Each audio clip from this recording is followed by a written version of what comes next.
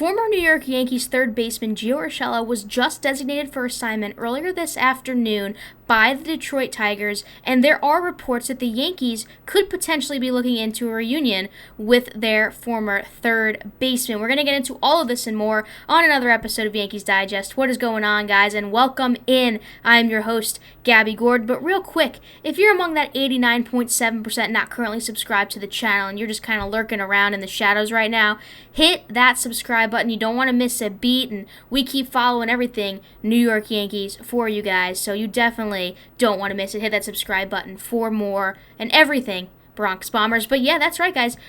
Pretty crazy stuff going on, and it's hard to believe that the former starting third baseman for New York has now been designated for assignment. Now, we know that the Detroit Tigers have obviously not been having a great season as of late, and everything that entails, but all in all, and everything in regards to it, it's like Gio Urshela is not having that bad of a season. And I'm going to take a look and show you, this is what he's been putting up so far. Now, obviously, it's pretty average. He's always been that kind of average player, but his fielding is rather exceptional, and that's always something that was really looked up to in regards to him being a third baseman for the New York Yankees back in his time, which we're going to get into those stats in a little bit deeper in just a moment. But if you're looking at what he's put up this year so far, in all at this point, the Detroit Tigers are in a situation where they really need to bring these young guys up and see what they can do. And Gio being 32 years old and having been around the league since 2015, I believe, was his debut year,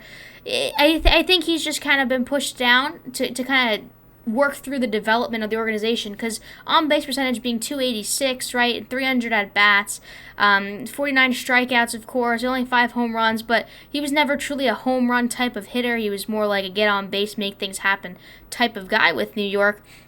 You know, these aren't stats that crawl out to me as like, oh my gosh, this guy needs to be designated for assignment, but ultimately, you know, that is what the Detroit Tigers decide to do with him, and he is currently not on a major league roster.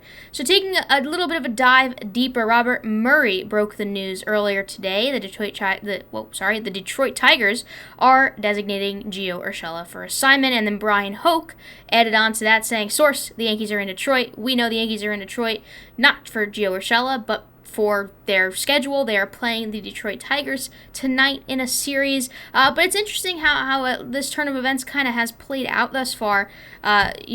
Former New York Yankee, and he's out as the Yankees are coming in. So I don't know if you believe in symbolisms and stuff like that, but maybe people are thinking about a potential reunion with the guy, and I wouldn't be completely opposed to it. Now, again, the Tigers announced on Friday afternoon that they had designated Gio Urshela for assignment, making him available to be claimed off of waivers by Sunday. Now, Urshela is owed about $353,000 of his $1.5 million contract, which he signed with the Tigers before the season. This is affordable, and especially when you've got a guy like Jazz Chisholm Jr., who was the third baseman, who just went down with an elbow injury and is going to be out for some time. It seems like he's avoiding anything serious, but he's going to be out for some time. It's like the Yankees are weighing their options at this point. The trade deadline is well in the past, and whatever has happened has happened. But trading away Gio Urshela left you with some pieces that no longer fit the New York Yankees puzzle. And with all that being stated, it's like they are still searching for that third baseman that they were searching for pre-trade deadline.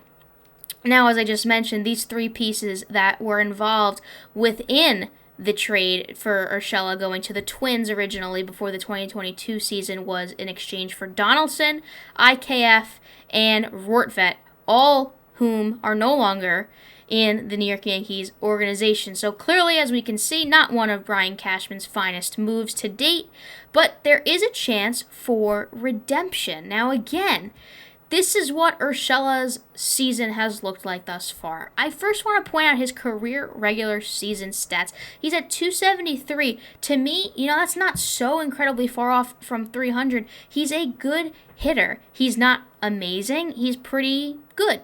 That's really the only word to describe him. This season, he's taken a bit of a step back for sure. 243 average, 286 on base percentage. He has no stolen bases. He only got 5 home runs on the year thus far. 37 ribbies in 300 at-bats. But his last few games, he's kind of been silently heating up, and no one's really been speaking about it. In fact, he had a career game just the other night. I believe he went 4 for 5. It was one of his best games to date.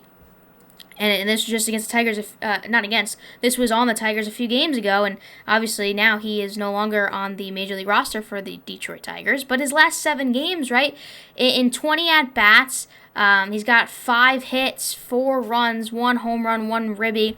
It's not an exciting last 7 games, but he's batting pretty average, .250. And when you look at the rest of the New York Yankees lineup, aside from Judge, aside from Soto, and maybe a few other names, maybe Austin Wells is in that mix, you don't really see much greater than this. But what's interesting is he's on base. His on-base percentage is .318. It's kind of climbing up.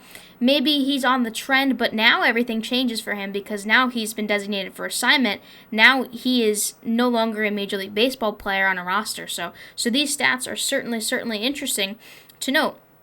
Now, what do the Yankees do? They don't need desperately a third baseman like Gio Urshela. I'm not saying go out and get the guy immediately because you have names that you can work with. You have a guy like Oswaldo Cabrera, who, in my opinion, does deserve more playing time within the lineup. He gets on base, but he's got that speed, and he's a good fielder, and when he's been put at third base, he hasn't always disappointed. Now, his bat is a little bit of what concerns here. His on-base percentage, .294 in 258 at-bats, right? He's only got 64 hits. It's not the most beautiful line of offensive stats, but his defense is really rather superb, if that's the word you want to use, and he's also got a lot of versatility within the fact that he's not just a third baseman. But if we're looking directly at third base, that's kind of what you get. The other option that we're going to get into in just a moment is the option of Oswald Peraza, who was called up just a few days ago as a result of the Chisholm injury, and we'll talk a little bit more about him in depth in just a moment.